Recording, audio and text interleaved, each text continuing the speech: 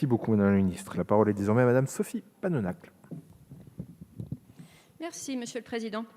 Madame la Ministre, l'éolien en mer est une énergie indispensable dans notre mix énergétique pour atteindre nos objectifs de développement durable et décarboné.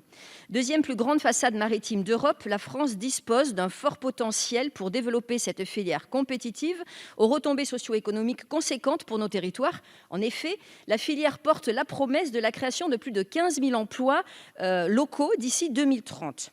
Les efforts du gouvernement et la publication de la nouvelle PPE le 23 avril dernier ont permis de rehausser les objectifs de la France en matière d'éolien offshore.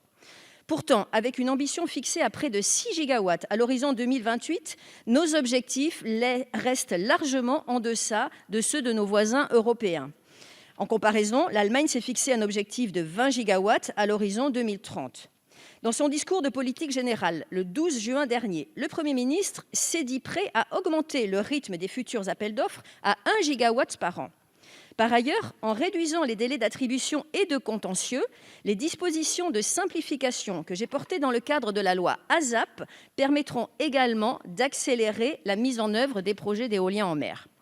Je souhaite profiter de ce débat, Madame la Ministre, pour rappeler les synergies possibles entre l'éolien offshore et l'aquaculture. En effet, le développement de la conchyliculture en haute mer, adossé aux plateformes éoliennes, représente une perspective extrêmement intéressante.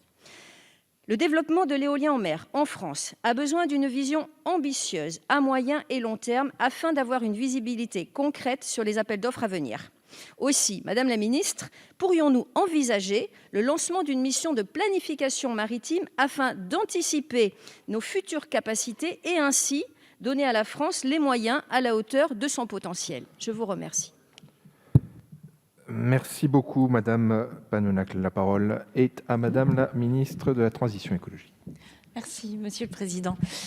Madame la députée Panonacle, dont je connais l'investissement sur ces questions, la programmation pluriannuelle de l'énergie fixe des objectifs ambitieux au niveau national jusqu'en 2028 qui sont déclinés par façade maritime jusqu'en 2022.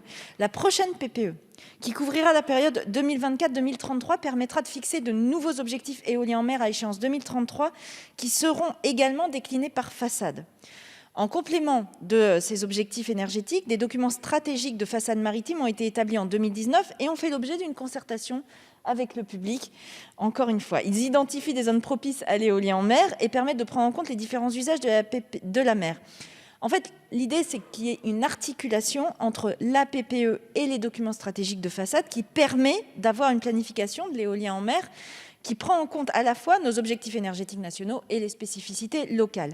La loi ASAP, vous le soulignez, et vous y avez effectivement contribué, va permettre de renforcer cette planification parce qu'elle permet d'organiser des débats publics portant sur plusieurs projets éoliens en mer d'une même façade maritime. Ça permet d'avoir un débat plus cohérent en prenant pleinement en compte les enjeux de développement de l'espace maritime et de donner de la visibilité au public sur plusieurs années. Je crois qu'en faisant ça, la planification, on l'a. Le fait qu'on puisse faire des débats sur plusieurs éventuels projets, ça nous permet de nous projeter dans l'avenir et vraiment d'anticiper. Je crois que c'est comme ça qu'on doit fonctionner sur l'éolien en mer. Et j'entends ce que vous dites sur la conchyliculture. Pourquoi pas ? De toute façon, nous avons des opportunités qui se développent en fait avec le développement de cette filière qui n'en sont encore qu'à ses débuts. Et c'est vrai que l'effet récif est un effet qui est plutôt prévu et attendu, dont on verra ce qu'il donnera, mais je pense que ce sera très intéressant. Merci beaucoup.